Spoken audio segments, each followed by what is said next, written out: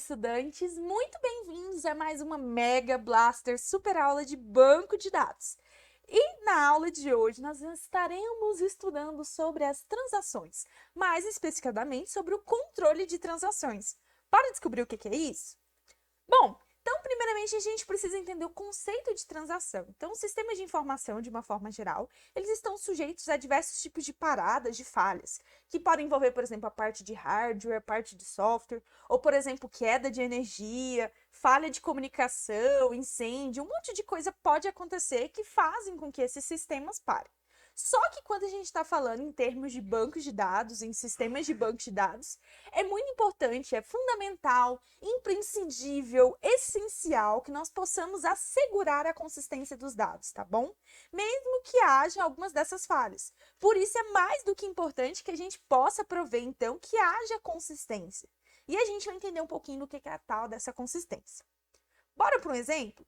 Então, suponha que haja, né, o registro de uma venda num banco de dados, e nesse caso aqui a gente está fazendo a venda de notebooks. E aí, né, inicialmente no estoque existiam 20 unidades, né, antes da venda, então tinha lá 20 notebooks à venda, super preço, promoção. E aí você foi lá e comprou. Então no estoque, né, quando você comprou e aí já foi lá, passou teu cartão, já pagou, automaticamente, né, no estoque vai existir apenas agora 19 unidades de notebooks. Tá bom, tá ali? Até aí tudo bem.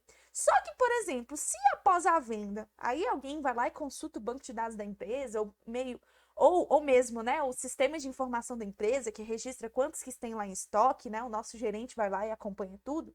Se ele encontrar, né, outra quantidade que não seja os 19, então, né, a gente pode afirmar que o sistema, né, que o nosso banco de dados não mais se encontra em uma situação consistente, porque a integridade dos dados não foi assegurada. E aí fica aquela pergunta, o questionamento, né? Como isso poderia ter acontecido?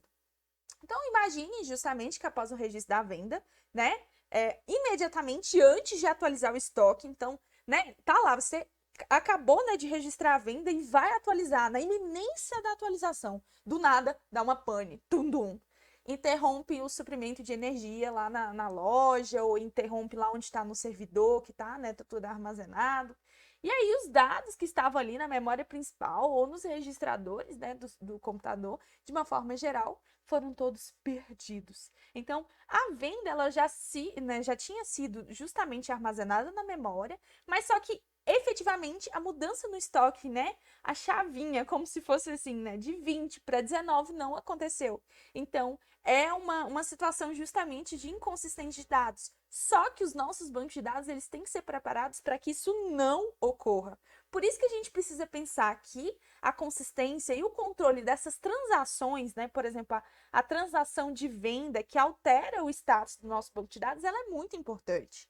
Então, por isso, sempre que um programa, né, um aplicativo acessar e atualizar registro de uma tabela, a pessoa programadora, né, ela tem a responsabilidade de definir, por exemplo, no banco de dados, uma transação. Porque se você não colocar, né, essa premissa, isso pode implicar em graves riscos para a integridade do sistema. Então, do número total, igual eu falei para vocês, tinha que ser 19. Ah, mas poxa, ainda está 20, né? O que aconteceu? Então, transação pode ser definida, então essa aqui é para anotar para a vida, como um conjunto de comandos de programação que, após a sua execução, ainda preserva a consistência de um banco de dados. E nesse caso aqui, se o caso banco de dados ele estiver consistente antes da execução da transação, então tá tudo ok antes, podemos estar certos de que ele permanecerá consistente após a sua execução. Então, todas as atividades que são nesse grau de importância, elas precisam passar justamente, às vezes trabalhar com um grande número de dados que são muito importantes, né? Então, nesse caso, a gente precisa colocar, né, a questão do controle de transação. Por isso, né, quando uma transação ela for completa, né, a gente diz que ela foi compromissada, e quando, né, ocorreu algum erro, a gente fala que ela foi tipo abortada. E há uma questão muito importante que é a regra da atomicidade.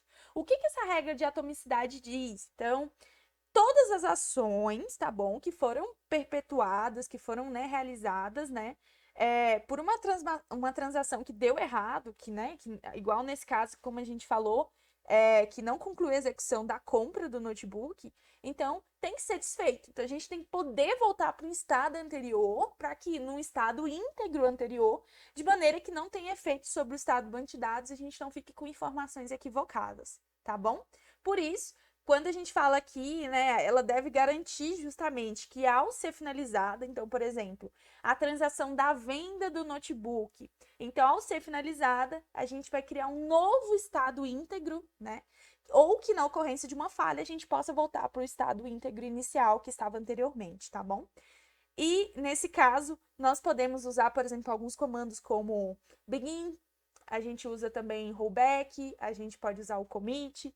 Então, por exemplo, rollback para voltar em estágios anteriores, commit para falar que está tudo certinho, o begin, né, para falar que a gente está iniciando uma transação. Então, são várias coisas bem bacanas que vocês vão estudar em aulas seguintes, ok? Um grande abraço, espero que vocês tenham gostado muitíssimo desse conteúdo. Lembre-se que o controle de transações é muito, muito, muito importante para toda a nossa vida, tá bom? Vocês vão ver transações em vários momentos, como, por exemplo, transações bancárias que seguem dessas premissas. Então, vale a pena aprofundar e estudar sobre isso. Grande beijinho e até mais!